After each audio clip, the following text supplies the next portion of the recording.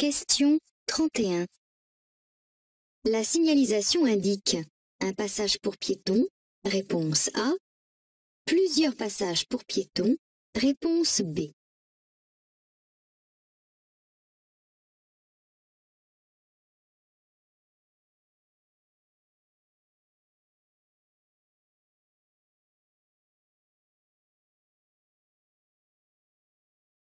Cette signalisation positionne le passage piéton que j'aperçois. Le panneau de présignalisation qui annonce un passage pour piéton est différent. Il est représenté par un signal de danger comme celui-ci. Pour annoncer une succession de passages piétonniers, un panonceau détendu accompagnera le panneau de danger comme ceci. Réponse A.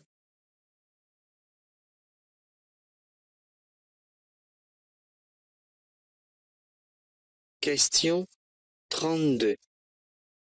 Je peux suivre le véhicule gris pour dépasser le tracteur. Oui, réponse A. Non, réponse B.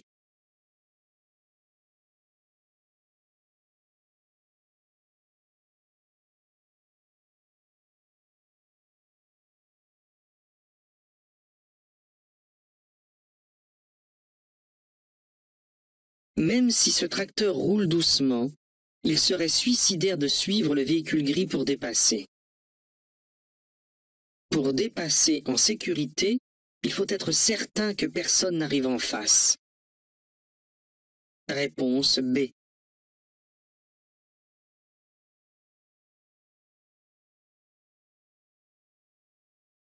Question 33. Dans cette situation, il est préférable de franchir la ligne continue, réponse A, d'éviter de franchir l'axe médian, réponse B, de laisser 1 mètre d'espace, réponse C, de laisser 1,50 m d'espace, réponse D.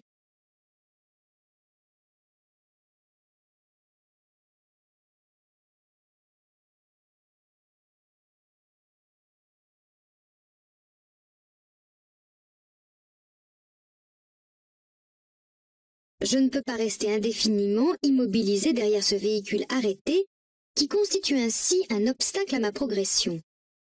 Je peux donc franchir la ligne continue, après avoir cédé le passage au véhicule qui pourrait surgir en sens inverse. Je suis tout de même tenu de laisser un intervalle latéral de sécurité d'1,50 m au moins en dépassant le cycliste. Je fais donc cette manœuvre à allure très réduite et avec la plus grande prudence.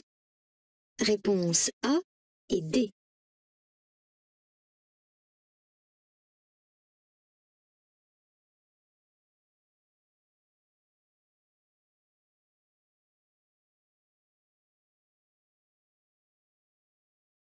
Question 34. Je peux continuer tout droit. Oui, réponse A. Non, réponse B. Tourner à droite. Oui, réponse C. Non, réponse D.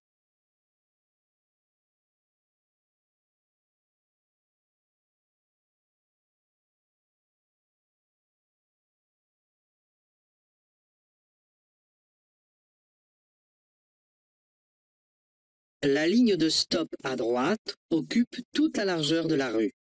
Cela signifie qu'elle est à sens unique et que je ne peux pas l'emprunter. Je peux donc continuer tout droit, mais pas tourner à droite. Réponse A et D.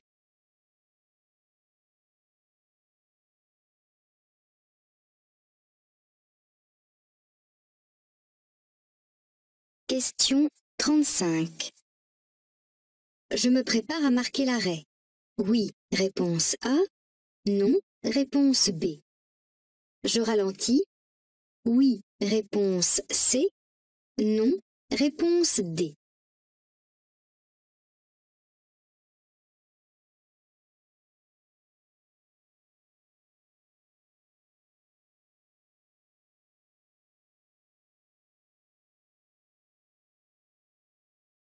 Signal stop, implanté au niveau de l'intersection, ne me concerne pas.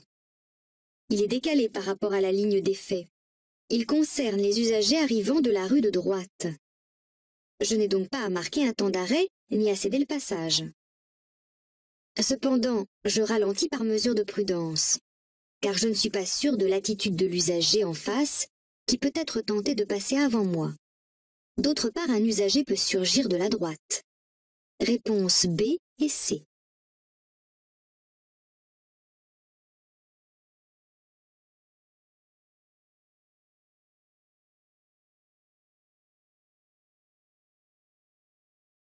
Question 36. Je peux laisser mon véhicule sur l'emplacement de droite au maximum 15 jours. Réponse A. 7 jours. Réponse B. 2 jours. Réponse C.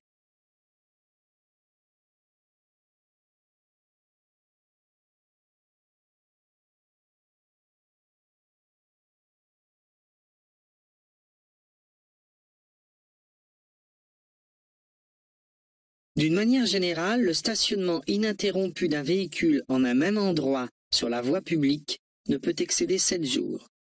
Passé ce délai, le stationnement est considéré comme abusif. Toutefois, en agglomération principalement, ce délai est réduit dans certaines zones. Une signalisation appropriée indique alors aux usagers les conditions du stationnement. Ici, où aucune signalisation n'est en place, la durée est 7 jours. Réponse B.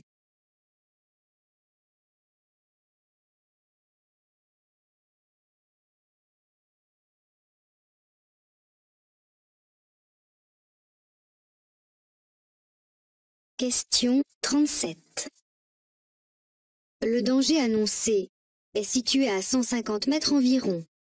Oui, réponse A. Non, réponse B. S'étend sur 400 mètres. Oui, réponse C. Non, réponse D.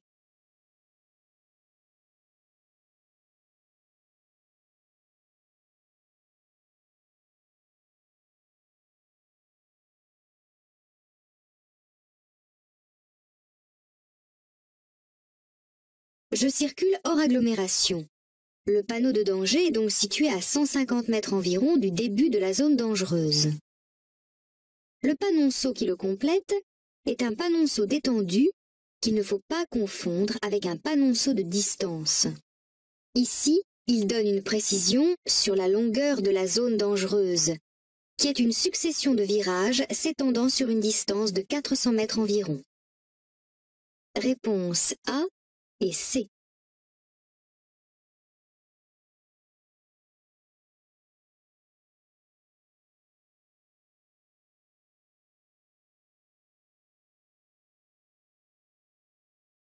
Question 38.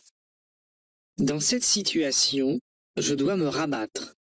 Réponse A. Je reste dans cette voie pour dépasser le camion. Réponse B.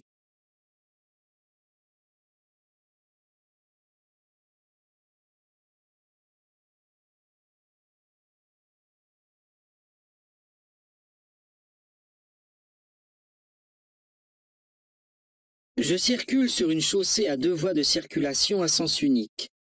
Je viens d'achever le dépassement du véhicule blanc visible dans le rétroviseur.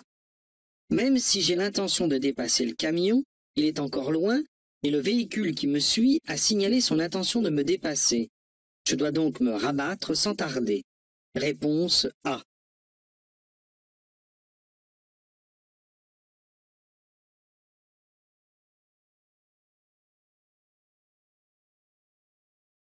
Question 39. La pluie vient de s'arrêter.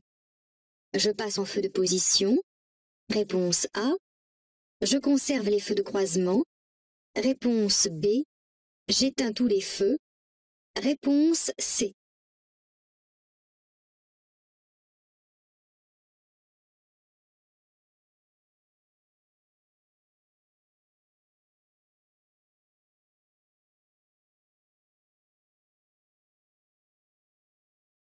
Quand la visibilité est réduite à cause des circonstances atmosphériques défavorables, je suis tenu de faire usage des feux de croisement afin de mieux voir et d'être vu. Je n'ai pas le droit de circuler avec les seuls feux de position qui sont insuffisants pour être vus des autres usagers. Les feux de route, quant à eux, sont inefficaces dans de telles conditions de conduite. Ici, le temps est à la pluie et la visibilité reste réduite. D'autres averses peuvent arriver. Je conserve les feux de croisement allumés. Réponse B.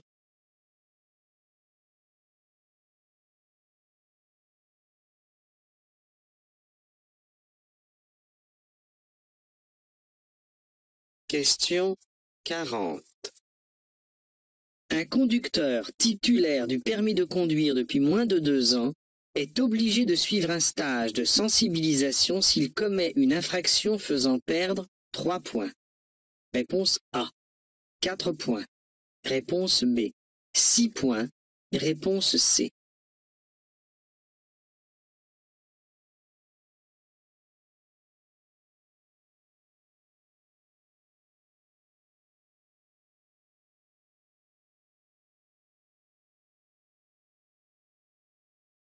Tout conducteur titulaire du permis de conduire depuis moins de 2 ans, auteur d'une infraction grave, ayant donné lieu à une perte d'au moins 4 points, est tenu de suivre une formation spécifique de sensibilisation à la sécurité routière dans un délai de 3 mois.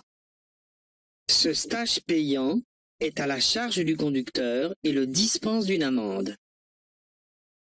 Réponse B et C.